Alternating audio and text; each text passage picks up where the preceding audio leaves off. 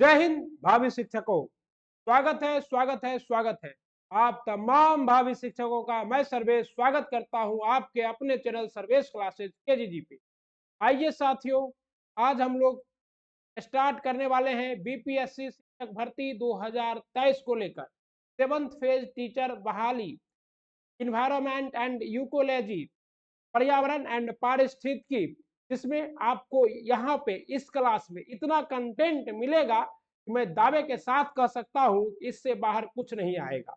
और खास करके पीआरटी के एग्जाम में, प्राइमरी टीचर के एग्जाम में, 1 to 5 के एग्जाम में क्या होगा, यहाँ से इन्वायरमेंट एंड यूकोलॉजी से 10 से 15 नहीं 20 प्रश्न तक पूछे जा सकते हैं। रीजन क्या है? क्योंकि आपको बच्चों को पढ़ाना है ईवीएस। क्या पढ़ाना है? ईवीएस। और ईवीएस पढ़ाने का दरवाजा कहाँ से गुजरता है? इन्वायरमेंट एंड यूकोलॉजी से गुजरता है। इसलिए इन्वायरमेंट एंड यूकोलॉजी का जो क्लास है ये आपके लिए बहुत ही जरूरतमंद क्लास है, खास करके पीआरटी के शिक्षकों के लिए। वैसे यहाँ से प्रश्न टीजीटी और पीजीटी के टीचर के लिए भी होंगे, लेकिन पीआरटी के शिक्षकों के लिए ज्यादा प्रश्न होंगे। अतः आप तमाम शिक्षकों का स्वागत है आपके अपने चैनल सर्वेश क्लासेस केजीजी पे। याद रखिएगा साथियों, उम्र थका नहीं सकती है, ठोकरे गिरा नहीं सकती। उम्र थका नहीं सकती है, ठोकरे गिरा नहीं सकती है। जब तक है जीत का जिद, हार भी हरा नहीं सकती। अतः बहुत सारे हमारे ऐसे भी नियोजित शिक्षक है जिनका ये 40 प्लस हो चुका है, लेकिन उनको भी अपियर होना है। सरकार उनके लिए एज में रिलैक्सेशन दे रही है।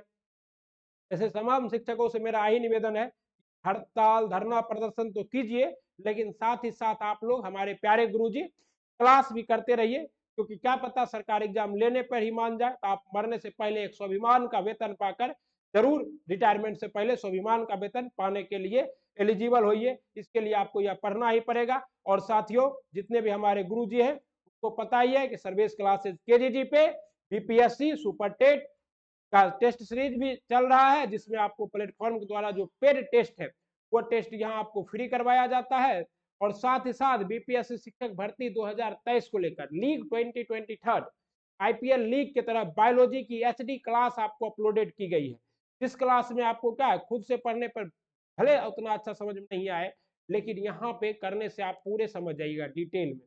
ओके, तो एक बार आप लोग क्या कीजिए, इस क्लास से जुड़िए और don't forget to subscribe the channel service classes KGG and like the video and share the video. Okay साथियों, ओके प्यारे गुरुजी। और साथ ही साथ हमारे प्यारे गुरुजी बीपीएससी शिक्षक भर्ती 2023 को लेकर प्रवीण सर का जो है मोस्ट इंपोर्टेंट 50 इंपोर्टेंट क्वेश्चन को करा रहे हैं, जो कि एकदम हूबहू बीपीएससी के एग्जाम पर रिलेटेड है, जो कि टीजीटी पीजीटी और पीआरटी के लिए रामबाण क्लास है।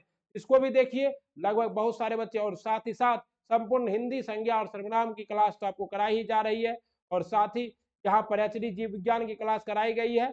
ओके, और अभी आपका क्या है, रुका हुआ है क्या चीज, नोटिफिकेशन। हो सकता है कि निगेटिव मार्किंग का क्या निकल जाए, तेल निकल जाए, ना आए निगेटिव मार्किंग। ओके, और ये जो क्लास आप देख रहे हैं आपके स्क्रीन पर, ये क्लास आपको एकदम क्या किया गया है, डिटेल सजीव चित्रण के साथ आधुनिक भारत का इतिहास कराया गया है। इससे बाहर इतिहास में कुछ नहीं आने वाला है, क्योंकि यह क्लास आपको जलियांवाला बाग हत्याकांड के दीवार पर से बैठ के आपके भाई सर्वेश ने कराया है। मैं दावे के साथ कह सकता हूं कि इस क्लास से बाहर सवाल नहीं आएगा, नहीं आएगा। अगर विश्वास नहीं होता तो एग्जाम होने दीजिए, फिर आप हमसे मिलिएगा। आपको हमारा चैनल पता है सर्विस क्लासेस केजीजी, टेलीग्राम चैनल पता है सर्विस क्लासेस केजीजी। कमेंट कीजिएगा एग्जाम के बाद। अगर आपने अभी तक ये क्लास नहीं देखा है तो आप कर रहे हैं बहुत बड़ी मिस्टेक, क्योंकि ये क्लास मोस्ट इंपोर्टेंट क्लास है साथ। और यकीन और उम्मीद लक्ष्य को आसान नहीं बल्कि संभव बनाता है। यकीन के साथ और उम्मीद के साथ, मेहनत के साथ जुड़ जाइए सर्विस क्लासेस केजीजी के साथ। आइए स्टार्ट करते हैं आज का अपना प्यारा क्लास इन्वायरमेंट एंड यूकोलॉजी का क्लास। ओके, चलिए साथियों, ये जो है आपका बीपीएससी टीचर के लिए नोट है, जो कि आपको प्रोवाइड किया गया है किसके द्वारा, बिल्कुल आपके अपने प्यारे गुरुजी प्रवीण सर के द्वारा। और इसमें क्या है, तो इसमें पूरा डिटेल बताया गया है आपको। ओके, और इस डिटेल से क्या होगा, आपका जो एग्जाम होगा, जो आप एग्जाम में जाइएगा जहां ईवीएस का बहुत ज्यादा वेटेज होगा, वहां आप क्या कीजिएगा, इसका धुआं निकालने में बहुत कारगर होइएगा। आइए देखते हैं। सबसे पहले तो आप लोग ये जानिए, व्हाट इज ए पर्यावरण, व्हाट इज ए इन्वायरमेंट। आप सब जानते ही होंगे कि इन्वायरमेंट क्या है, हमारे चारों ओर ये सभी आपका देखिए इसमें सर के द्वारा बताया भी गया है। मोस्ट इंपॉर्टेंट चैप्टर कौन है? मोस्ट इंपॉर्टेंट चैप्टर है आपका यहाँ पे पर्यावरण, हमारा पर्यावरण और पारितंत्र, और साथ ही साथ सजीवों का आवास। आप लोग जब सीटेट का एग्जाम देते होंगे तो ईवीएस पढ़ते होंगे, उसमें हमारा आवास पढ़ते होंगे कि असम में कैसा घर है, उसके बाद कहा है आपका जम्मू कश्मीर में कैसा घर है, कहाँ कैसा हाउस होता है, पिग्मीज का कैसा हाउस होता है, मौसम और जलवायु, पौधे और जंतुओं का संरक्षण, जीव विविधता एवं संरक्षण फर्स्ट और सेकेंड, ये इंपॉर्टेंट चैप्टर है। उसके बाद आपका क्या है यहाँ पर पर्यावरण के मुद्दे और पर्यावरण और प्राकृतिक संसाधन, ये मोस्ट इंपॉर्टेंट चैप्टर है। ओके, आइए हम लोग आज स्टार्ट करते हैं, जहां से सबसे ज्यादा प्रश्न आएंगे, कितने, 4 से 5 प्रश्न पक्का, कोई नहीं रोक सकता है मेरे प्यारे गुरुजी। और ये गुरुजी बैच है, और आप सभी गुरुजियों का एक बार फिर से आपके अपने चैनल सर्विस क्लासेज केजीजी पे स्वागत है, स्वागत है, स्वागत है। आइए स्टार्ट करते हैं। पर्यावरण किसे कहते हैं? आइए अध्याय के माध्यम से यहाँ पर दिया हुआ है कि लंबी छुट्टियों के बाद रवि स्कूल गया। कहाँ गया? स्कूल गया। और स्कूल के निकट खेल के मैदान में क्या चल रही थी? खुदाई चल रही थी। और खेल के मैदान में क्या बन रहा था? बिल्डिंग। स्कूल ने क्या हुआ, पूरा रवि निराश हो गया। बच्चे का अगर प्ले ग्राउंड खराब होता है तो बच्चा तो ऑलरेडी निराश होगा ही, और जब निराश हो गया तो वो कक्षा में पहुंचकर शिक्षक से पूछा पर्यावरण क्या है? कहते शिक्षक ने कहा कि पर्यावरण बर्बाद हो रहा है, पर्यावरण क्या है? बच्चों ने क्या पूछा? इसी तरह आपको भी बच्चों को पढ़ाना है, जिज्ञासा पैदा करके। इन्वायरमेंटल स्टडीज जो है, ईवीएस जो है, बच्चों को आपसी वातावरण से सिखाकर पढ़ाना है, टीएलएम का यूज करना है, पेड़ पौधे को दिखाना है, पर्यावरण को दिखाना है। तो पर्यावरण क्या है? हमारे आसपास, हमारे आसपास जितने भी वातावरण है जिसमें हम लोग निवास करते हैं, वो सभी क्या है? पर्यावरण है। पर्यावरण में आपका ये कैमरा भी है, लैपटॉप भी है, पेन टैब भी है, पेन भी है, दीवार भी है, एवरीथिंग इन्हें सब कुछ कहाँ है? पर्यावरण के अंदर समाया हुआ। आपका दोस्त, मेरा दोस्त, भावी शिक्षक, प्रेजेंट टीचर, सभी क्या है? पर्यावरण के चीजें। लेकिन कहते हाँ, हाँ शिक्षक ने कहा, लेकिन जरा रुको, कुछ वस्तुओं का निर्माण प्रकृति ने किया है। अब कुछ वस्तुओं का निर्माण किसने किया है? प्रकृति ने किया है।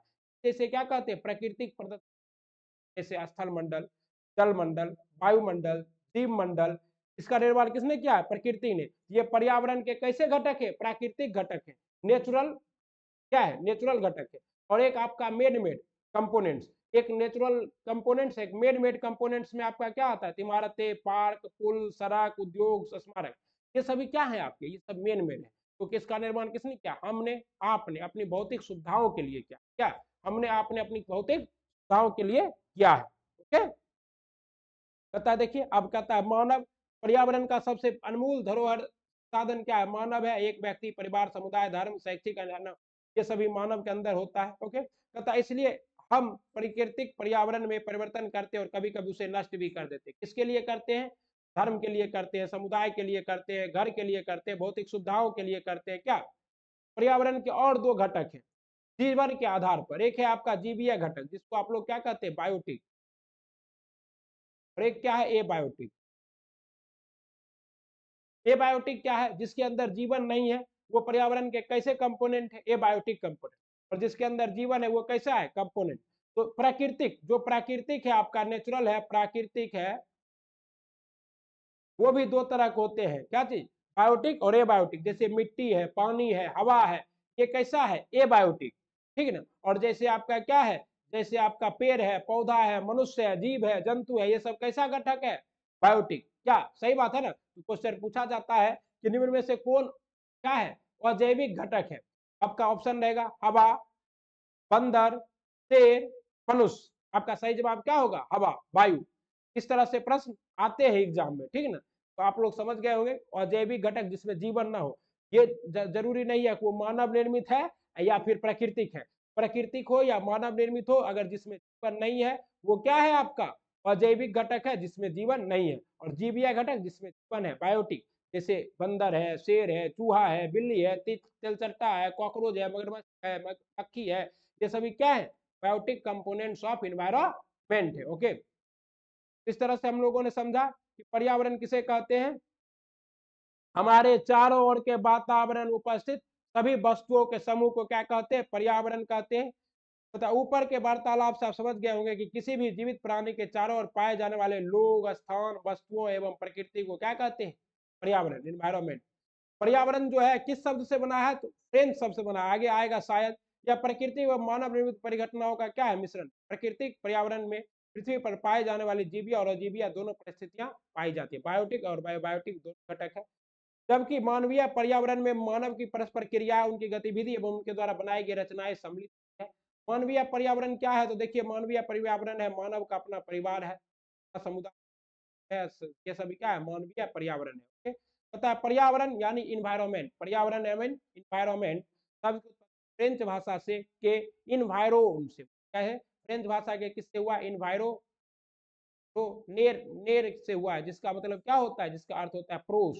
एनवायरमेंट का मतलब क्या हुआ, हमारे पड़ोस, हमारे आसपास, हमारे आसपास जो है सब क्या है, एनवायरमेंट। ठीक ना, अगर आपके आसपास आपकी गर्लफ्रेंड है, वो भी क्या है, एनवायरमेंट की ऑब्जेक्ट है, क्या सही बात है ना, आपकी गर्लफ्रेंड भी क्या है, एनवायरमेंट का ऑब्जेक्ट है। अब कहता है प्राकृतिक पर्यावरण, नेचुरल एनवायरमेंट, भूमि, जल, वायु, पेड़ पौधे एवं जीव जंतु मिलकर क्या करते हैं, प्राकृतिक पर्यावरण का निर्माण करते हैं। अब देखिए प्राकृतिक पर्यावरण में क्या आ जाता है, तो आपका स्थल मंडल, जहां पर लैंड है वो स्थल है, जहां अभी हम कहां बैठे हैं, लैंड पर। जलमंडल, मान लीजिए आप वाटर ड्राफ्टिंग करने जाते हैं, जलमंडल। और वायुमंडल, कहां से आया, वायुमंडल से। एवं जैव मंडल, अब जहां पर क्या है, तो मोस्ट इंपोर्टेंट बता रहे हैं साथियों, देखिए जैव मंडल का निर्माण कहां होता है, जहां पर स्थल मंडल, वायुमंडल और क्या है आपका जीव मंडल, जीव जल मंडल तीनों मिलता है, वहां पर क्या होता है आपका जैव मंडल का निर्माण। जहां पे स्थल मंडल, जल मंडल और वायुमंडल तीनों मिलेगा, वहां किसका निर्माण होगा, जीव मंडल का निर्माण होगा। जिससे हम लोग पहले परिचित है या नहीं है तो हम बता दिए। पृथ्वी को ठोस प्रॉपर्टी पर कठोर परत को स्थल मंडल, ये जो ठोस परत है जिसपे हम लोग निवास करते हैं उसे क्या कहते हैं, स्थल मंडल कहते हैं। चट्टानों एवं खनिजों से बना होता है एवं मिट्टी की पतली परत से ढका होता है, पहाड़, पठार, मैदान, घाटी, दिस इज कॉल्ड, इसको इंग्लिश में क्या कहते हैं, लिथोस्फीयर, क्या कहते हैं, लिथोस्फीयर, हाइड्रोस्फीयर एंड क्या है, बायोस्फीयर। ठीक, बायोस्फीयर जीव मंडल को क्या कहते हैं, बायोस्फीयर कहते हैं। स्थल मंडल को क्या कहते हैं, लिथोस्फीयर कहते हैं। जल मंडल को क्या कहते हैं, जल मंडल को कहते हैं आपका हाइड्रोस्फीयर। और आपका वायुमंडल को क्या कहते हैं, इसे कहते हैं एटमोस्फीयर, वायुमंडल। ओके, ये आप लोग को पता ही होगा। और जहां तीनों मिलता है वही जीवन संभव हो पाता है, क्योंकि एक हवा, पानी और जमीन के बिना हम और आप या कोई भी पेड़ पौधा जीव जंतु जीवन जी नहीं सकता है। इसीलिए रेगिस्तान में क्या है, हवा है, जमीन है, लेकिन पानी नहीं है, तो वहां जीवन का क्या है, अभाव है। ठीक है, स्थल मंडल। ओके, उसके बाद स्थल मंडल वह क्षेत्र है जहां हमें वन, कृषि एवं मानव बस्तियों के आने के लिए खास स्थल, यह खनिज संपदा का भी एक स्रोत है। ओके, अब बच्चों के लिए है कि अपने घर से आते हुए क्या करना है, आसपास के स्थलों को देखना है और आपके आसपास के पड़ोस में पर्यावरण के जो जो घटक है उनको लिख के लाना है। ओके, अब देखिए वायुमंडल, जलमंडल और स्थल मंडल जहां मिलता है वहां क्या बनता है, जैव मंडल बनता है। बता दिया आपको। पता है जल क्षेत्र को क्या कहते हैं, जलमंडल कहते हैं। पृथ्वी पर सबसे ज्यादा कौन सा मंडल है, जलमंडल है साथियों। क्यों है जलमंडल, क्योंकि पृथ्वी का 75% भाग क्या है, जल है, समुद्र है। सबसे बड़ा समुद्र कौन है, प्रशांत महासागर है। उसके बाद आपका कौन है साथियों, अटलांटिक है। उसके बाद कौन है, हिंद है। उसके बाद कौन है, उसके बाद कौन है, अटलांटिक, हिंद। उसके बाद नीचे में आपका कौन है, अंटार्कटिका। और ऊपर क्या है, आर्कटिक। तो ये इतने ही समुद्र है, मात्र 5। सात समुद्र पार वाला गाना नहीं गाना है यहाँ पे, ठीक है ना। जल के क्षेत्र को जलमंडल कहते हैं। यह जल के विभिन्न स्रोतों से फैली है। ओके, उसके बाद पृथ्वी के चारों ओर फैली वायु की पतली परत को क्या कहते हैं, वायुमंडल कहते हैं। वायुमंडल में आपको हम लोग ज्योग्राफी में पढ़ाएंगे। सबसे पहले क्या है आपका, क्षोभ मंडल। क्षोभ मंडल के बाद समताप मंडल,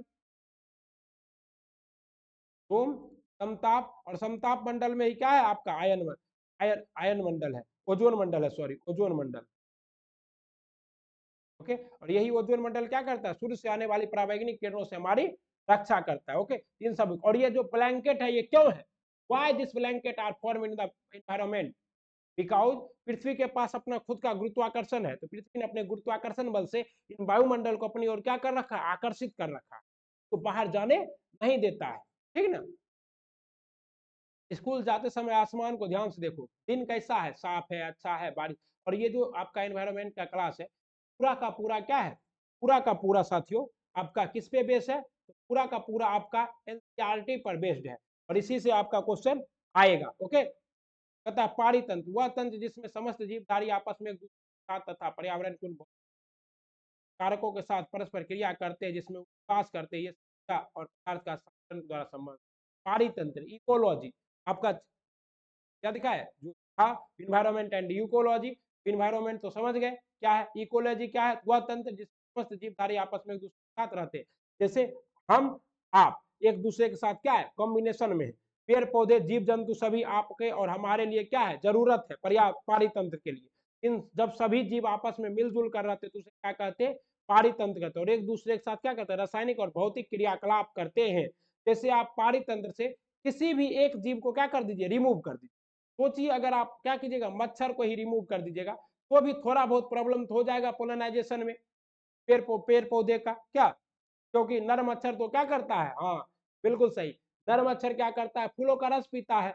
और कौन सा मच्छर ऐसा है जो कि आपका मेरा खून पीता है, तो मादा मच्छर, ठीक ना। तो महिलाएं खून पीती है, ऐसा हम नहीं कर रहे हैं, ऐसा मतलब साइंस कहता है मच्छर के परस्पेक्टिव में। ओके, तो पारितंत्र क्या है, तो रवि की कक्षा में एनसीईआरटी के कैंप में, एनसीसी के कैंप में जस्सी ने आश्चर्य से कहा कितनी मूसलाधार वर्षा हो रही है। इससे मुझे अपने केरल याद आ गए। अब एनसीसी का कहीं लगता है केरल, तो कहता वहाँ केरल में क्या है, हरे भरे खेत, नारियल के खेत हैं। और भारत में सबसे पहले वर्षा कहाँ होती है, तो ये आपका केरल का जो क्या है, मालाबार तट है, मालाबार तट है, सबसे पहले वर्षा ही होती है। क्योंकि दक्षिण पश्चिम मानसून सबसे पहले कहाँ आके टकराता है, मालाबार तट से टकराता है, अंडरस्टैंड, बारिश होती है। तभी जैसलमेर में रहने वाले हीरा ने आश्चर्य से कहा, जैसलमेर कहाँ है, जैसलमेर आपको इस तरह से यहाँ ऊपर पे, यहाँ राजस्थान जैसलमेर, यहाँ वर्षा ही नहीं होता है, रेगिस्तान है। पता वर्षा कहाँ होती है, लेकिन वहाँ ऊंट तो मिलते हैं। इससे क्या पता चलता है, इससे पता चलता है कि सभी जगह पर्यावरण और पारितंत्र समान नहीं है, लेकिन हर पारितंत्र में रहने के लायक जीव होते हैं। जैसे रेगिस्तान में रहने के लिए ऊंट है, लद्दाख में रहने के लिए याक है, और जमीन पर रहने के लिए गाय भैंस बकरी है। साथी प्रत्येक वर्ष 5 जून को क्या मनाया जाता है, विश्व पर्यावरण दिवस मनाया जाता है, वर्ल्ड इन्वायरमेंट डे। अब 5 जून आने वाला है तो मनाया जाएगा। हीरा ने कहा ऊंट तो मिलेंगे ही, जब हमारे रेगिस्तान में आओगे तो तुम्हें सांप, छिपकली एवं अनेक कीट भी देखने को मिलेंगे। रवि हैरत में पड़ गया, लेकिन विभिन्न स्थानों पर पाए जाने वाले जीव जंतु वनस्पतियों के रंग तरीके इतने भिन्न क्यों हैं, क्या सभी का एक दूसरे के साथ संबंध है। बिल्कुल, ये सभी संबंध किससे है, यूकोलॉजी से, पर्यावरण से, परिस्थिति से। जैसे अभी परिस्थिति गर्मी का था, अब टी शर्ट में हमको देख रहे हैं, अगर वही ठंडी का रहता तो क्या होता, स्वेटर वेटर पहने रहते।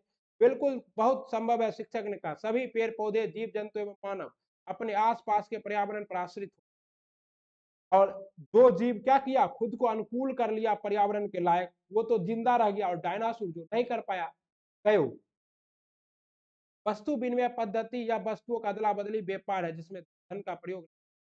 प्राचीन काल में विनिमय विनिमय की कौन सी पद्धति थी, तो वस्तु विनिमय पद्धति थी। ओके, अधिक वर्षा वाले घन घास स्थल, रेगिस्तान, पर्वत, झील, नदी, महासागर एवं छोटे से ताल भी एक पारितंत्र सकता है। पता है तालाब कैसा पारितंत्र है, छोटा पारितंत्र, समुद्र कैसा पारितंत्र है, बड़ा पारितंत्र है भैया। क्या आपको लगता है कि इस पार्क में रवि एवं उसके मित्र खेलते हुआ भी एक पारितंत्र, बिल्कुल। उस पार्क में क्या होंगे, कीट पतंगे भी होगी, तितलियां भी होगी। मानवीय पर्यावरण, मानव अपने पर्यावरण के साथ पारस्परिक क्रिया करता है और उसी में अपनी आवश्यकताओं के अनुसार परिवर्तन करता है। प्रारंभिक मानव ने स्वयं को प्रकृति के अनुरूप बना लिया था, उसका जीवन सरल और एवं आसपास की प्रकृति पर निर्भर था। प्राकृतिक पर्यावरण पर ही प्रारंभिक मानव आदिवासी लोग जीते थे। लेकिन आजकल का मानव क्या कर रहा है, आजकल का मानव अपना मानवीय पर्यावरण बना रहा है, शिक्षकों का टीम बन रहा है, वहां पे बच्चों को ठगा जा रहा है, ठीक ना। एनसीईआरटी कराया नहीं जाता है, फूक फाक हल्का हल्का सवाल ऑब्जेक्टिव कराया जा रहा है, बच्चे खुश एकदम वही आएगा एग्जाम में, भैया बीपीएससी एग्जाम लेगा है, आएगा कि भारत के, भारत का जो है क्या आएगा, भारत की लंबाई कितनी है, भारत की चौड़ाई कितनी है। गजब बात है, मतलब देखिए जाके बड़ा बड़ा चैनल पे यही सब करा रहा है, वर्षा कहाँ से होती है, नहीं भैया लॉजिकल पढ़ाइए, लॉजिकल। ये जो आपको हम करा रहे हैं पीडीएफ, ये लॉजिकल है, इलॉजिकल नहीं है, कुछ भी करा दे रहे हैं जो कि एग्जाम में नहीं आएगा। ओके, बड़े बड़े चैनल पर ऑब्जेक्टिव के नाम पे नहीं कराया जा रहा है, एक कभी दो कसी। और मास्टर कैसा, ना कभी एक बार एग्जाम दिया है, ना कभी बीपीएससी बिहार आके एग्जाम तक नहीं दिए हैं आज तक। बहुत सारे ऐसे टीचर अभी यूट्यूब पे भदैया मेढक हो गए हैं, क्या किए हैं, बिहार आके बिहार का बीपीएससी, यूपीएससी, पीपीएससी, बिहार दरोगा, बिहार पुलिस एग्जाम भी नहीं दिया अपना भाई तो 2 बार बिहार दरोगा, 1 बार ईएसआई, 1 बार बीपीएससी, पीटी, सब क्वालिफाई है, बीपीएससी के एग्जाम के रूह से वाकिफ है। आपको पता है ना बीपीएससी में कितना सीट होता है, इस बार 300 सीट था, जनरल है 200, 300 सीट में भी 100 सीट बचा, 2 नंबर से इस बार 68 बीपीएससी के मेंस में अपेयर नहीं हुए।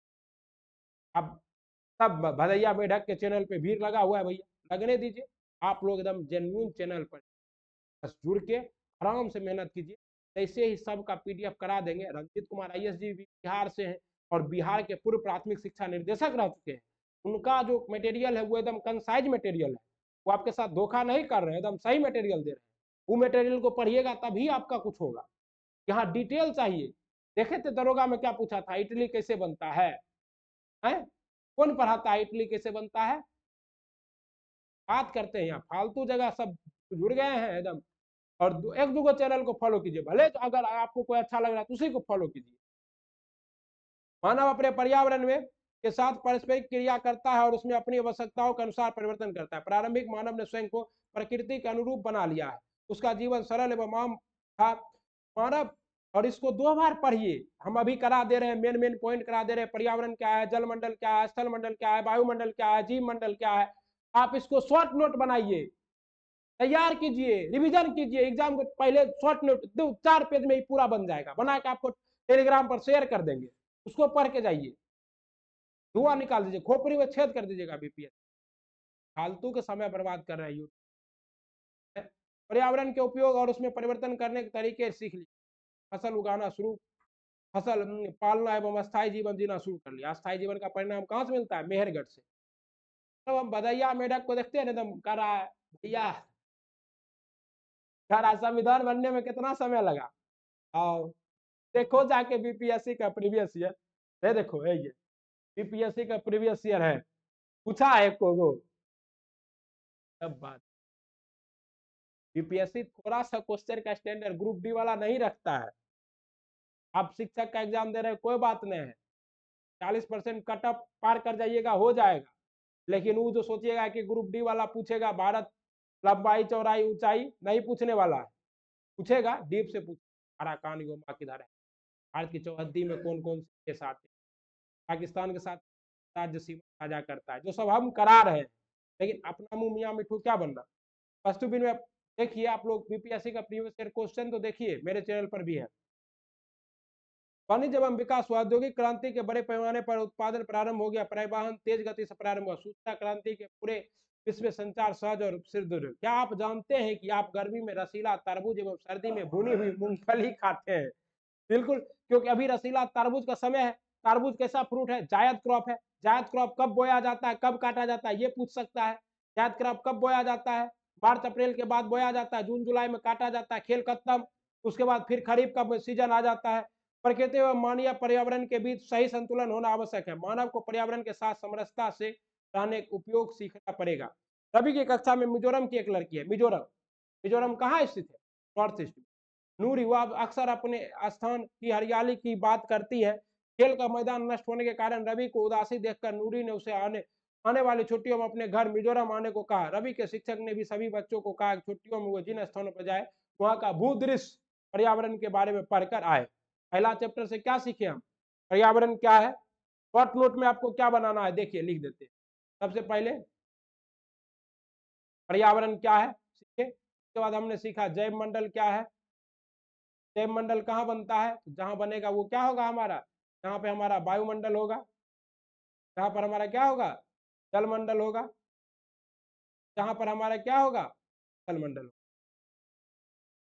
उसके बाद हमने सीखा पारितंत्र क्या है, और हमने सीखा पर्यावरण किस भाषा का शब्द है, फ्रेंच भाषा का शब्द है, जिसका अर्थ क्या होता है, प्रोस। और हमने फिर पर्यावरण के 2 घटक सीखे थे, एक क्या था आपका प्राकृतिक, एक था आपका मानव निर्मित। और प्राकृतिक में 2 तरह से पढ़े थे, एक था आपका जीवीय, एक था अजीवीय। बस इतना का शॉर्ट नोट बनाइए और इसको तैयार कर लीजिए, और 10 को आप अजीवीय घटक को देख लीजिए, जैसे वायु हो गया, मिट्टी हो गया, जल हो गया, ये सब प्राकृतिक घटक है, लेकिन क्या है ये है। ओके, ये सब एग्जाम में आता है, आप फालतू पढ़िएगा कुछ नहीं होगा। और थ्योरी कोई पढ़ा नहीं और ऑब्जेक्टिव कर रहा है, भैया 1000 ऑब्जेक्टिव कर लीजिएगा ना, एग्जाम में वो 1000 ऑब्जेक्टिव नहीं आने वाला है, ऐसा नहीं है। प्रीवियस थ्योरी और प्रीवियस ईयर, और फिर एग्जाम के पहले मॉक टेस्ट, सप्ताह में वो मॉक टेस्ट कराते हैं आपको अपने चैनल पर सर्विस क्लासेस के। वाई 10 को भी करा सकते, जरूरत नहीं है, थ्योरी जरूरी है। हम पर्यावरण शब्द से परिचित थे, इस शब्द का प्रयोग टेलीविजन पर, समाचार पत्रों में तथा हमारे आसपास लोगों द्वारा प्रायः किया जाता है। हमारे बुजुर्ग हमसे कहते हैं अब वह पर्यावरण वातावरण नहीं रहा जैसा पहले था। दूसरे कहते हैं हमें, अभी देखिए ना गर्मी जितना पड़ रहा है मई महीने में, आपके पापा या दादाजी कहते होंगे बहुत गर्मी पड़ रहा है, इतना गर्मी पहले नहीं पड़ता था। इस अध्याय में हम चर्चा करेंगे कि विभिन्न कारक पर्यावरण में किस प्रकार अन्योन्य क्रिया करते तथा हम पर्यावरण पर क्या प्रभाव डालते हैं। कक्षा 9 में हमने जाना कि विभिन्न पदार्थों का चक्रण पर्यावरण में अलग अलग जैव भौगोलिक रासायनिक चक्रों का। इन कक्षा में हम लोग पर्यावरण का, आप लोग नाइट्रोजन चक्र जानते होंगे, कार्बन चक्र, ऑक्सीजन चक्र, जल चक्र। ये चक्र मोस्ट इंपॉर्टेंट है। साइकिल, साइकिल का मतलब क्या है, जल है, समुद्र पर जल है, जमीन में जल है, बाष्पीकरण हुआ, बाष्पीकरण हुआ के होके क्या हुआ, ऊपर गया, संघनन हुआ, बादल हुआ, बादल हुआ, फिर सही मौका मिला, फिर बारिश हुआ, फिर ये प्रोसेस चलता रहता है, इसी को क्या कहते हैं, जल चक्र कहते हैं। नाइट्रोजन चक्र कैसे आता है, वायुमंडल का नाइट्रोजन है, उसको क्या किया, राइजोबियम नामक जीवाणु जो कहाँ पाया जाता है आपको, दलहन के पौधे में, उसने क्या किया, उसको नाइट्रेट में बदला, नाइट्रेट में बदलने के बाद वो प्रोटीन में बदला, प्रोटीन को बदलने के बाद उसको हमने खा लिया और हम एक दिन मर गए, और हम लोग को तो जला दिया जाता है, हम लोग नाइट्रोजीकरण में थोड़ा कम योगदान करते हैं, लेकिन जो जीव जंतु मरे और वो फिर क्या हुए, जमीन में सड़ गए, तो फिर उनसे नाइट्रोजन मुक्त होकर कहाँ चला गया, वायुमंडल में। This is nitrogen cycle. क्या होता जब हमें अपने अपशिष्ट पर्यावरण में डालते हैं, हमारे अपशिष्ट क्या है, आजकल अपशिष्ट से ही भरा है, जहां जाइए पन्नी ही पन्नी। टीचर कार्लसन जो था ना, पहली बार ये पन्नी पर आप परीक्षण किया था, बताया कि हजारों जीव जंतु मर गए। पहले बिहार का जो राजकीय पक्षी है कौन सा है, गोरैया, कराया है ना बिहार स्पेशल में, गोरैया जो है स्पाइरो, क्या है वो, खत्म हो गया। पहले कितना मिलता था, अब पटना उतना बहुत है। अपने दैनिक गतिविधियों में हम और उस चिड़ियाघर के पास जहाँ थोड़ा वातावरण क्या है ठीक है, अपनी दैनिक गतिविधियों से हम बहुत से ऐसे पदार्थ उत्पादित करते हैं जिन्हें फेंकना पड़ता है हमें। इनमें सबसिट पदार्थ क्या है, जब हम इन्हें फेंक देते हैं तो क्या होता है, आइए इन प्रश्नों को जानने के लिए क्रियाकलाप करते हैं। कहता है हमारे जो किचन में दो तरह का बनता है, एक गीला कचरा, एक सूखा कचरा। एक बायोडिग्रेडेबल होता है, एक नॉन बायोडिग्रेडेबल होता है। एक जीवीय विधि से जीव जंतु से सड़ सकता है, उसको अलग रखेंगे, जो नहीं सड़ेगा उसको अलग रखेंगे। हमें जैव पराक्रम वाले अध्याय में पढ़ा है कि हमारे द्वारा खाए गए भोजन का पाचन विभिन्न इंजाइमों द्वारा किया जाता है। वो अपने अपने सोचा कि एक भी इंजाइम भोजन के सभी पदार्थों का पाचन क्यों नहीं कर पाते, भैया नहीं कर पाता है। कल ही बायोलॉजी में पढ़ाए थे, 2 बार प्रोटीन का पाचन होता है, एक बार अमाशय में पेप्टिडो एसिड बनता है, उसके बाद फिर छोटी आंत में जाकर ट्रिप्सिन की मदद से क्या होता है, प्रोटीन एमिनो पेप्टाइड अम्ल एमिनो अम्ल में बदलता है। नहीं कर रहे तो हम क्या करें, एंजाइम अपनी प्रक्रिया में विशिष्ट होते हैं। किसी विशेष प्रकार के पदार्थ के पाचन अपघटन के लिए विशिष्ट एंजाइम की आवश्यकता होती है, इसलिए खाने खाने में हमें कोयला खाने में हमें ऊर्जा प्राप्त नहीं हो सकती। इस कारण बहुत सी मानव निर्मित पदार्थ जैसे प्लास्टिक का अपघटन जीव अथवा दूसरे मित्र जीव द्वारा नहीं किया जाता है। इन पदार्थों पर भौतिक पराक्रम जैसे का प्रभाव होता है, परंतु लंबे समय तक पर्यावरण में बने रहते हैं, इससे प्रदूषण फैलता है। वे पदार्थ जो जैविक पराक्रम द्वारा अपघटित हो जाते हैं उसे जैव निम्नीकरण बायोडिग्रेडेबल कहते हैं। ओके, और जो पदार्थ नहीं होते उसे जैव निम्नीकरण थे। वे पदार्थ जो इस प्रक्रिया में अपघटित नहीं होते उसे अजैव निम्नीकरण, नॉन बायोडिग्रेडेबल, जीव जंतु द्वारा सर नहीं गल नहीं सकता है। प्लास्टिक हो गया, जूट सर जाएगा, जूट का थैला यूज कीजिए। क्या पदार्थ समानता और क्रिया इनर्ट है तथा लंबे समय तक पर्यावरण में बने रहते हैं अथवा पर्यावरण के अन्य सदस्यों को पहुंचाते हैं। पुस्तकालय अथवा इंटरनेट से जैव निम्नीकरण और अजैव निम्नीकरण पदार्थों के विषय में अधिक जानकारी प्राप्त करें। बता दिए जैव निम्नीकरण जो सर गल जाता है, जूट हो गया आपका, कागज हो गया, छिलका हो गया सब्जी का, आपका सट है, ये सट भी फेंकेंगे सड़ जाएगा क्योंकि ये भी सेलुलोज से बना है, कपास से बना है। अजैव निम्नीकरण वे पदार्थ हैं जिनके पर्यावरण में सड़ता ही नहीं है, प्रदूषण फैलाए हुए है। आजकल जैव निम्नीकरण प्लास्टिक उपलब्ध है, आजकल ऐसा प्लास्टिक बन गया जैव निम्नीकरण। जो आप लोग सुधा वाला दूध पीते हैं ना, सुधा का दूध का जो प्लास्टिक है वो जैव निम्नीकरण है, देखते कितना सॉफ्ट रहता है। तो तो मिट्टी में गाड़िएगा तो सड़ जाएगा।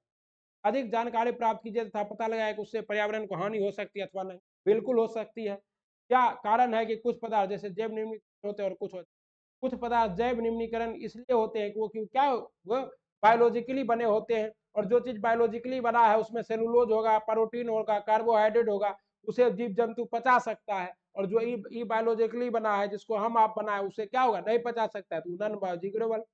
ऐसे अब देखिए, हमने चश्मा कभी नहीं खाया है मनुष्य ने, तो मनुष्य कैसे चश्मा खा सकता है? नहीं खा सकता ना। इसलिए जीव जंतु भी जो नहीं खाया उसको कैसे खाने का सोचे। ऐसे दो तरीका सुझाए जिसमें जैव निम्नीकरण पदार्थ पर्यावरण को प्रभावित करते हैं। जैव निम्नीकरण पदार्थ, अब मान लीजिए किसी पर्यावरण में बहुत सारा गाय मर गया, जैव निम्नीकरण का है, लेकिन क्या उससे प्रदूषण नहीं होगा? भयंकर प्रदूषण हो जाएगा, महामारी फैल जाएगी। जैव निम्नीकरण ही है, बाढ़ आने के बाद क्या होता है, जैव निम्नीकरण वाले पदार्थ ही रहते हैं, लेकिन महामारी फैल जाती है। ऐसे दो तरीके बताए जिसमें अजैव निम्नीकरण पदार्थ पर्यावरण को प्रभावित करता है। अजैव को क्या बताया भैया, छोड़ दीजिए, अजैव वाला बात नहीं की। क्या पारितंत्र के संगठक क्या है? आजकल हम लोग, आप लोग या दुनिया का कोई भी लोग पर्यावरण के बारे में नहीं सोचता। तो स्वार्थी है, पहले अपने बारे में सोचते हैं, फिर अगर थोड़ा सा पढ़े लिखे हैं तो पर्यावरण के बारे में सोचेंगे, और पढ़े लिखे नहीं है तो हार में जाए पर्यावरण। ठीक ना? क्या सभी जीव जैसे कि पौधे, जंतु, सूक्ष्म सब तरह भौतिक कारकों में परस्पर क्या होते हैं, रखते हैं। किसी क्षेत्र के सभी जीव तथा वातावरण के अजैव कारक संयुक्त रूप से पारितंत्र बना। एक पारितंत्र क्या है? एक पारितंत्र वे सभी जीवों के जैव घटक और अजैव घटक हैं, जिस कारक जैसे ताप, वर्षा, वायु एवं खनिज इत्यादि अजैव घटक हैं।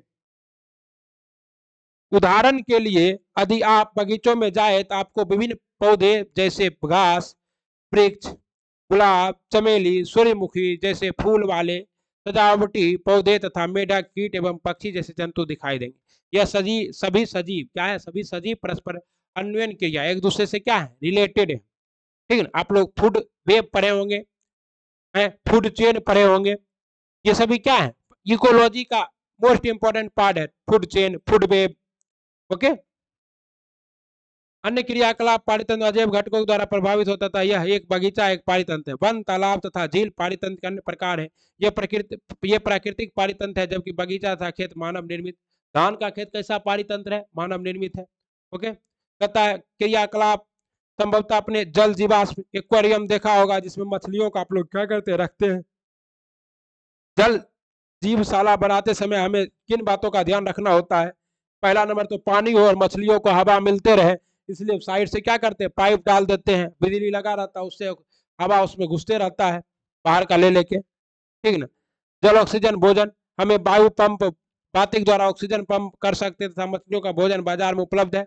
यदि हम सबसे कुछ पौधे लगा दे तो एक स्व निर्वाह तंत्र बन जाएगा। क्या आप सोच सकते हैं कि यह कैसे? अगर मान लीजिए हम उसी पानी में क्या किए, एक दो पौधा डाल दिए, जलकुंभी का पौधा, बायोप्लैंक्टन जो पानी में तैर सकता है, इससे क्या होगा, अब वो कार्बन डाइऑक्साइड देगा, पौधा लेगा, पौधा ऑक्सीजन देगा, वो लेगा, अन्वयन क्रिया हो जाएगी। क्या क्या आप जीवनशाला बनाने के उपरांत एक ऐसे ही छोड़ सकते हैं? यदा कदा इसकी सफाई की आवश्यकता है। बिल्कुल है। हम पिछली कक्षा में पढ़ चुके हैं, पिछली कक्षा छोड़िए। जीवन निर्वाह जीवों के उत्पादक उपभोक्ता घटक में बांटा गया। उपभोक्ता किसे कहते हैं? बायोलॉजी में हम आपको पढ़ाए हैं कंज्यूमर। एक पेड़ पौधा को छोड़कर बाकी सभी क्या है, कंज्यूमर है। सब क्या करते हैं, अपना भोजन ग्रहण करते हैं, बनाते पकाते हैं। कोई बना नहीं पाते हैं, बनाता सिर्फ और सिर्फ कौन है? सिर्फ ऑटोट्रॉफ, स्वपोषी पदार्थ, पेड़ पौधे। और वो भी बहुत सारे पेड़ पौधे ऐसे भी हैं जो अपना भोजन नहीं बना पाते हैं। आपको बताए थे वीनस ट्रैप, पिचर प्लांट, अमरवेल, परजीवी, वीनस ट्रैप, पिचर प्लांट कैसा था आपका, इंसेक्टिवोरस प्लांट। ओके, ये सब। अब कहता है उत्पादक किसे कहते हैं? तो जो अपना भोजन खुद बना ले उसे उत्पादक, और जो अपना भोजन ना बना पाए, जो क्या करे, किसी का बना बनाया भोजन खा ले, उसे उपभोक्ता। उपभोक्ता दो तरह होते हैं, शाकाहारी, मांसाहारी। शाकाहारी को प्राथमिक उपभोक्ता और मांसाहारी को द्वितीयक उपभोक्ता कहते हैं। और मनुष्य आजकल क्या है, सर्वाहारी। सर्वाहारी एवं परजीवी में बटा है, सर्वाहारी सभी में कहता है। अब क्वेश्चन आ चुका है साथियों, मोस्ट इंपॉर्टेंट बता रहे हैं आपको, इसीलिए कहते हैं पढ़िए उससे जिसने मेहनत किया है, परीक्षा दिया है, किस्मत ने जिसका साथ नहीं दिया। ठीक। अपघटक, अपघटक किसे कहते हैं? तो वातावरण जो क्या करता है, मरे हुए जीव जंतु को सड़ा गला देता है, उसे आप घटक कहते हैं। और पारितंत्र में सबसे ज्यादा क्या होना चाहिए? क्या पेड़ होना चाहिए, पौधा होना चाहिए, प्राथमिक उपभोक्ता होना चाहिए, द्वितीयक उपभोक्ता होना चाहिए, उत्पादक होना चाहिए? नहीं, सबसे ज्यादा संख्या में पारितंत्र में अपघटक होना चाहिए, क्योंकि अब अपघटक जो है ये पारितंत्र का क्या है? क्लीनर है, स्वीपर है, ये पूरा पारितंत्र को साफ रखता है। समझ रहे हैं? ऐसी स्थिति की कल्पना कीजिए जब आप जल जीवनशाला को साफ करना छोड़ दे तथा कुछ मछलियां एवं पौधे इसमें मर गए हैं। क्या आपने सोचा, कभी सोचा क्या होता है जब एक जीव मरता है? जीवाणु और कवक जैसे सूक्ष्म जीव मृत जैव अवशोषण या अपमार्जन करते हैं। ये सूक्ष्म जीव अपमार्जक ही क्यों है? जटिल कार्बनिक पदार्थों को सरल और कार्बनिक पदार्थों में बदल देते हैं, जो मिट्टी में चले जाते हैं तथा पौधे द्वारा पुनः उपयोग में लाए जाते हैं। इनकी अनुपस्थिति में मृत जंतु एवं पेड़ पौधे पर क्या प्रभाव पड़ेगा? क्या अपमार्जकों के न रहने पर मृदा में प्रकृति की पुनः पूर्ति हो पाएगी? बिल्कुल नहीं हो पाएगी। क्या? आइए, जैसे पेड़ पौधे को देखिए, हिरन खा रहा है, ये क्या है? आपका उत्पादक है। ये क्या है? प्राथमिक उपभोक्ता है। ये आपका क्या है? द्वितीयक उपभोक्ता है। ठीक ना? फिर इसी तरह है, इसको आप लोग एक को क्या कहते हैं? ये एक है तो इसको हम लोग क्या कहते हैं? इसको हम लोग कहते हैं आहार श्रृंखला। और आहार जाल क्या है? सब शामिल कर ले। मान लीजिए हिरन खाया और हिरन को फिर शेर खाया, या फिर यहाँ पर टिड्डा को खाया, टिड्डा को मेढक खाया, मेढक को सांप खाया और सांप को बाज खा गया है। यहाँ पर घास को बिच्छू खाया, बिच्छू को मछली, मछली को कौन खा गया? बगुला खा गया। ओके, कहता है क्रियाकलाप। जब जीवशाला बनाते समय क्या आप इस बात का ध्यान रखे हैं कि ऐसे जलीय जीव को साथ ना रखे जो दूसरे को खा जाए? अन्यथा क्या होता? खा जाता, मर जाता है। समूह बनाइए और चर्चा कीजिए कि उपरोक्त समूह में जीव एक दूसरे को किस प्रकार निर्भर है। जलीय जीवों के नाम उसी क्रम में लिखिए जिसमें एक जीव दूसरे जीव को खाता है, तथा एक ऐसी श्रृंखला का स्थापना कीजिए जिसमें कम से कम 3 चरण हो।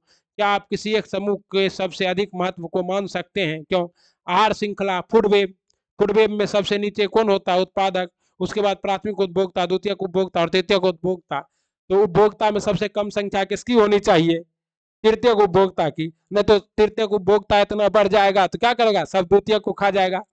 एक भी कोई गायब हुआ, इकोलॉजी बिगड़ गया, पर्यावरण क्या हो गया? बिगड़ गया। इसीलिए तो हम लोग रेड डाटा बुक निकालते हैं, जीव जंतु संरक्षण की बात करते हैं, बाघ के संरक्षण की बात करते हैं, टाइगर प्रोजेक्ट चलाते हैं 1973, हाथी प्रोजेक्ट चलाते हैं 1992।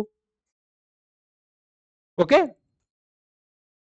तथा हम जानते हैं कि जो भोजन हम खाते हैं हमारे लिए ऊर्जा स्रोत का कार्य करता है तथा विभिन्न कार्यों के लिए ऊर्जा प्रदान करता है। अतः पर्यावरण के विभिन्न घटकों की परस्पर अन्योन्य क्रिया में निकाय के एक घटक से दूसरे में ऊर्जा का प्रवाह होता है। जैसे कि हम पढ़ चुके हैं, स्वपोषी और प्रकाश में निहित ऊर्जा को ग्रहण करके रासायनिक ऊर्जा में बदल देता है। पेड़ पौधे क्या करते हैं?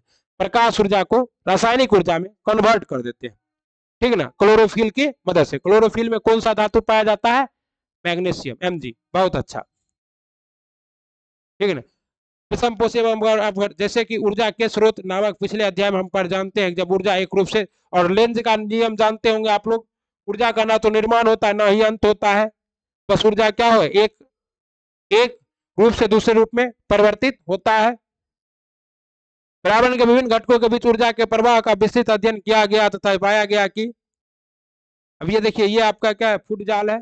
फूड जाल में क्या है? एक जीव दूसरे जीव को खा रहा है। एक स्थलीय पारितंत्र में हरे पौधे की पत्तियों द्वारा प्राप्त होने वाली ऊर्जा स्तर का लगभग 1% भाग खाद्य ऊर्जा में परिवर्तित होता है। मतलब अब यहाँ पर आपका एक व्यक्ति था जिसका नाम था लिंडेमान। क्या नाम था?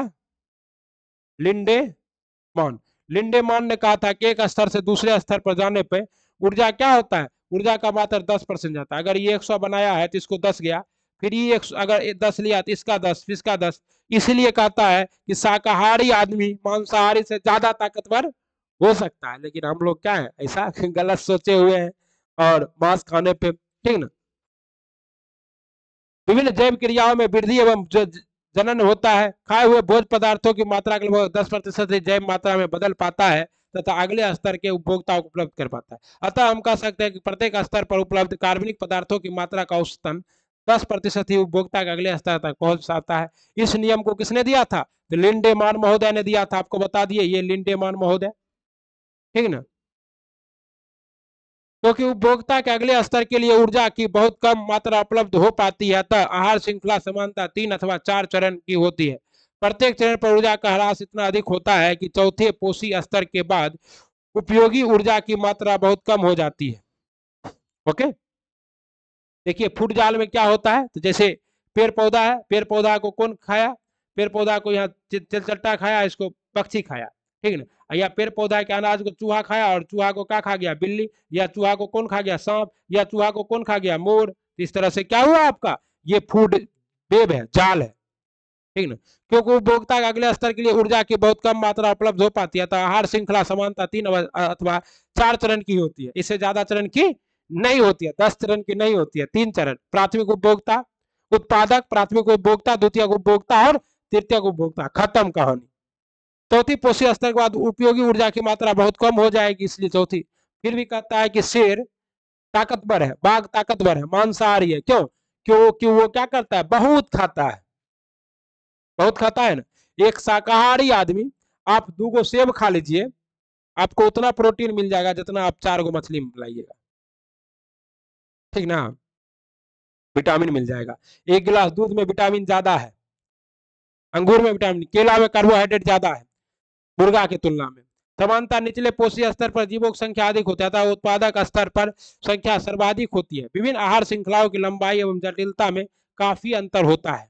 आमतौर पर प्रत्येक जीव 2 अथवा अधिक प्रकार के जीवों द्वारा खाया जाता है, जो स्वयं अनेक प्रकार के जीवों का आहार बनते हैं। अतः हम सीधी आहार श्रृंखला के बजाय जीव के मध्य आहार संबंध शाखान्वित होते हैं तथा शाखान्वित श्रृंखलाओं का एक जाल बनाते हैं, जिससे आहार जाल कहते हैं। ऊर्जा प्रवाह के चित्र से 2 बातें स्पष्ट होती है। पहली, ऊर्जा का प्रवाह एक दिशीय अथवा एक ही दिशा में होता है। ऊर्जा का प्रवाह हमेशा एक दिशीय होता है, सीधा ऊपर जा रहा है तो ऊपर जा रहा है, नीचे नहीं आएगा, ठीक ना। स्वपोषी जीव द्वारा ग्रहण की गई ऊर्जा पुनः सौर ऊर्जा में परिवर्तित नहीं होती है, तथा शाकाहारी को हस्तांतरित की गई ऊर्जा पुनः स्वपोषी जीवों की उपलब्ध नहीं होती है। मतलब अभी ऐसा नहीं है कि ऊर्जा नीचे पेड़ पौधे से ऊपर चला गया फिर ऊपर से नीचे आएगा। आहार श्रृंखला एक दूसरा का आयाम यह भी है कि हमारी जानकारी के बिना ही कुछ हानिकारक रासायनिक पदार्थ आहार श्रृंखला से होते हुए हमारे शरीर में प्रविष्ट हो जाते हैं। आप कक्षा 9 में ये सब पढ़ चुके हैं। देखिए अब हमारा क्या है, सूर्य कहता है, क्वेश्चन आ चुका है 68 बीपीएससी में ही आया था, और मेरा ही क्वेश्चन गलत भी हो गया। क्या था क्वेश्चन, कि पृथ्वी सर्वाधिक किस किरण से गर्म होती है, तो पृथ्वी तो इंफ्रारेड रे, लघु तरंग और दीर्घ तरंगे दोनों से गर्म होती है, लेकिन बीपीएससी है भैया खाली दीर्घ तरंग आंसर मान लिया। कुछ इंफ्रारेड विकिरण वायुमंडल से होते हुए गुजर जाते हैं तथा कुछ अवशोषित हो जाते हैं तथा ग्रीन हाउस गैस द्वारा सभी दिशाओं में पुनः उत्सर्जित कर देते हैं। इसे पृथ्वी की सतह तथा वायुमंडल के उष्ण प्रभावित होता है। पृथ्वी की सतह से विकिरण क्या होता है, आरक्त उत्सर्जित करता है। कुछ विकिरण पृथ्वी एवं वायुमंडल द्वारा परिवर्तित कर दिए जाते हैं, क्या कहते हैं, दीर्घ तरंग कहते हैं। अधिकतर विकिरण पृथ्वी के सतह द्वारा अवशोषित हो जाते हैं तथा इसे गर्म कर देते हैं। ओके, तो ये सब आप लोग का है। इसका कारण है कि विभिन्न फसलों को रोग एवं पीड़कों से बचाने के लिए पीड़कनाशी एवं रसायन का अत्यधिक प्रयोग करना ही। ये रसायन बहकर मिट्टी में अथवा जल स्रोत में चले जाते हैं। मिट्टी से इन पदार्थों का पौधे द्वारा जल तथा एवं खनिज पदार्थों का अन्वेषण हो जाता था। जलाशयों से यह जल क्या होता है, विभिन्न विभिन्न पदार्थों से होते हुए हमारे शरीरों तो क्या होता है, पहुंच जाता है। पोषी स्तर क्या है बता दिए। पारितंत्र व्यापारजकों की क्या भूमिका है बता दिए हैं। सफाई कर्मी की, हमारे क्रियाकलाप पर्यावरण को किस प्रकार प्रभावित करते हैं, बिल्कुल प्रभावित करते हैं। आज हम एसी लगा रहे हैं, कूलर लगा रहे हैं, फ्रिज लगा रहे हैं, जिससे क्या निकल रहा है, क्लोरोफ्लोरोकार्बन, हाइड्रोफ्लोरोकार्बन। अब तो क्लोरोफ्लोरोकार्बन के यूज पर प्रतिबंध लग गया है। नया एसी जो आएगा उसमें क्या होगा, हाइड्रोफ्लोरोकार्बन होगा। लेकिन उससे भी क्या हो रहा है, प्रदूषण तो हो ही रहा है ना। प्रदूषण रुकने का नाम तो नहीं ले रहा साथियों। ओजोन परत क्या है आपको बता दिया। समताप मंडल में 30 से लेकर 50 किलोमीटर की ऊंचाई पर ओजोन परत पाया जाता है, जो कि हमारे पृथ्वी को क्या है, सूर्य के हानिकारक किरणों से बचाता है, परावैंगनिक किरणों से। लेकिन फिर भी क्या है, ये जो परावैंगनिक किरणें हैं, अब ओजोन में छिद्र देखा गया 16 सितंबर को, ठीक है।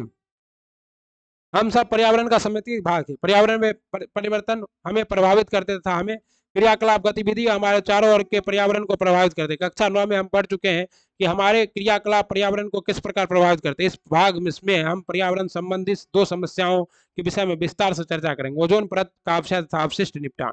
ओजोन O3, ओजोन क्या है? ऑक्सीजन का अप्रूप है O3। अणु ऑक्सीजन के 3 परमाणुओं से बनते हैं, जबकि सामान्य ऑक्सीजन जिनके विषय में हम प्राय चर्चा करते हैं 2 अणुओं से बनते हैं। ऑक्सीजन O2 होता है, ओजोन O3 होता है, ठीक है ना। परंतु वायुमंडल के ऊपरी सतह में ओजोन एक आवश्यक प्रकृति संपादन करते हैं। यह सूर्य से आने वाली पराबैंगनी किरणों से पृथ्वी की सुरक्षा प्रदान करती है। यह पराबैंगनी किरणें जीवों के लिए अत्यंत हानिकारक, उदाहरण के लिए गैस मानव की त्वचा पर क्या कर सकता है? कैंसर उत्पन्न कर सकता है। लेकिन अगर यही ओजोन हमारे समताप मंडल से नीचे आके कहाँ आ जाए? क्षोभ मंडल में आ जाए, तो ये क्या करता है? ग्लोबल वार्मिंग के गैस का काम करता है। वायुमंडल के उच्चतर स्तर पर पराबैंगनिक यूवी विकिरण के प्रभाव से क्या होता है? यूवी विकिरण के प्रभाव से ऑक्सीजन O2 अणुओं से ओजोन बनती है। इसे इस प्रक्रिया को क्या कहते हैं? चैपमैन चैपमैन ने इसको दिया था, इसलिए इसे चैपमैन साइकिल कहते हैं। ओजोन का निर्माण जो बार बार होते रहता है, टूटते रहता है। पराबैंगनिक किरणें ऑक्सीजन अणु को विघटित कर स्वतंत्र ऑक्सीजन अणु परमाणु बनाते हैं। ऑक्सीजन के ये स्वतंत्र परमाणु संयुक्त होकर ओजोन बनाते हैं। जैसे कि समीकरण में दर्शाया गया है, O2 है, पराबैंगनिक किरणें परा और O2 पर O हो गया, फिर O प्लस O2 मिल गया, क्या बन गया? ओजोन। 1980 में वायुमंडल में ओजोन की मात्रा की तीव्रता से गिरावट आने लगी। क्लोरोफ्लोरोकार्बन CFC जैसे मानव संश्लेषित रसायनों को इसका मुख्य कारक माना गया। इसका उपयोग रेफ्रिजरेटर अग्निशमन के लिए किया जाता है। 1987 में संयुक्त राष्ट्र पर्यावरण कार्यक्रम UNDP ने सर्वसम्मति से बनी कि CBFC के उत्पादन को 1986 का स्तर पर ही सीमित रखा जाए। पुस्तकालय, इंटरनेट अथवा समाचार पत्र से पता लगाइए कि कौन सा रसायन ओजोन परत का अपक्षय के लिए उत्तरदायी है। सही, CFC क्लोरोफ्लोरोकार्बन। पता लगाया कि इन पदार्थों को उत्सर्जन एवं उत्पादन के नियमों के संबंधी कानून ओजोन ओजोन से तो 16 सितंबर को हर साल मनाया जाता है। और UNDP ने क्या किया है? अब CFC को बैन कर दिया है। आप लोग क्या करते हैं? हम लोग क्या यूज करते हैं? CFC की जगह CFS, मतलब क्लोरोफ्लोरोकार्बन की जगह पर क्लोरोहाइड्रोफ्लोरोकार्बन, जो कि थोड़ा कम नुकसानदायक है। कचरा प्रबंधन। किसी भी नगर एवं कस्बे में पाए जाने वाले क्या है? चारों और कचरे के ढेर दिखाई देते हैं। पर्यटन के स्तर पर जाइए, हमें विश्वास है कि वहां पर बड़ी मात्रा में खाद्य पदार्थों की खाली थैलियां उधर उधर फैली दिखाई देगी। पिछले कक्षा में हमने पढ़ चुका है कि कैसे उसका निपटान करना है, क्रियाकलाप है। तो आप लोग भी एक बार पढ़िए। हमारे जीवन शैली में सुधार के साथ उत्पादित कचरे की मात्रा भी बहुत अधिक बढ़ गई है।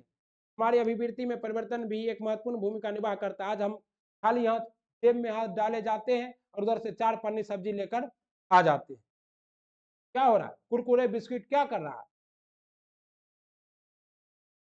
समझ रहे हैं? पर्यावरण को प्रदूषित, कचरा फैला रहा है। रेलगाड़ी में प्रयोजन निर्वहनीय कप, यदि आप अपने माता पिता से पूछेंगे, देखते हैं रेलगाड़ी में जो चाय पीने वाला कप होता है, पेपर का होता है, कागज का, क्या होता है? चाय ज्यादा देर चाय रखेगा गल जाएगा, वो सब क्या है? ठीक है, बायोडिग्रेडेबल है। यदि आप अपने माता पिता से पूछेंगे तो संभवतः उन्हें याद होगा कि रेलगाड़ी में चाय के कांच के गिलास में दी जाती थी, तो चाय वाले को वापस कर दिए जाते थे। डिस्पोजल कप एवं गिलास का उपयोग कोई आधार पर बढ़ावा मिला, कोई स्वच्छ एवं स्वच्छ कर है। उस समय किसी ने कल्पना नहीं की थी प्रतिदिन लाखों की संख्या में उपयोग किए जाने वाले इन कपों का क्या समघात इम्पैक्ट होगा। कुछ समय पूर्व कुल्लर मिट्टी के पात्र विकल्प के रूप में लाए गए, परंतु इस पर विचार नहीं किया गया। इतनी बड़ी संख्या में कुल्लर बनाने के लिए कितनी उर्वरक मिट्टी का उपयोग होगा। अब कागज के डिस्पोजल कप का इस्तेमाल हो रहा है। आपके विचार में डिस्पोजल प्लास्टिक कप की अपेक्षा कागज के डिस्पोजल कप के इस्तेमाल से क्या लाभ है? यही लाभ है कि भैया वो डिग्रेडेबल हो जाएगा, बायोडिग्रेडेबल हो जाएगा, कचरा थोड़ा कम फैलाएगा। ओके। ओजोन क्या है? ओजोन एक परत है, समताप मंडल में पाया जाता है 30 से 50 किलोमीटर के, क्योंकि क्या करता है? पृथ्वी को हानिकारक। लेकिन वही ओजोन अगर वायुमंडल में, क्षोभ मंडल में आ जाए तो किसका काम करता है? ग्रीन हाउस गैस का काम करता है। आप कचरा निपटान समस्या को कम करने में योगदान कर सकते हैं, बिल्कुल कर सकते हैं। झोला लेके जाएंगे, पारी तंत्र होगा नहीं कंप्लीट, आज छोड़ देते हैं, क्या हल करेंगे? आइए, आप लोग अगर चाहते हैं कि कुछ सवाल भी करें, आइए आपको कुछ सवाल कराते हैं। हाँ, इक्वल क्या कर रहे हैं? बोलो। हाँ, आप लोग क्या कीजिए, तब तक वीडियो को लाइक कर दीजिए। आपको कुछ सवाल कराते हैं, एकदम ऐसे पढ़िए जैसे कि सिलेक्शन हो। ऐसे मत पढ़िए जैसे कि क्या हो, टुटपुंजिया काम मत कीजिए। पर्यावरण एवं का सवाल देख लेते हैं।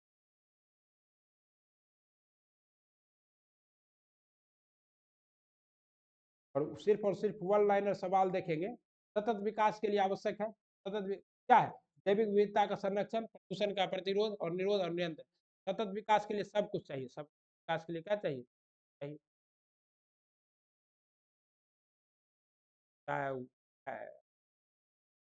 देखते हैं। आप लोग क्या कीजिए, चाहिए खूब मन लगा के पढ़ना है, ठीक है। और यकीन के साथ घबराना नहीं है। सब साथियों का क्या होगा, शिक्षक में हो जाएगा, कोई टेंशन नहीं है। जो जुड़े हुए हैं उनका तो होना ही होना है। ये सभी क्लास को आप लोग देखिए। जल्दी मिलते हैं अगले वीडियो में, तब तक के लिए आप सबों का बहुत बहुत धन्यवाद। पढ़ते रहिए, बढ़ते रहिए और क्या मुस्कुराते रहिए। कोई चीज का टेंशन नहीं लेना, लोड नहीं लेना। ओके, जय हिंद, वंदे मातरम।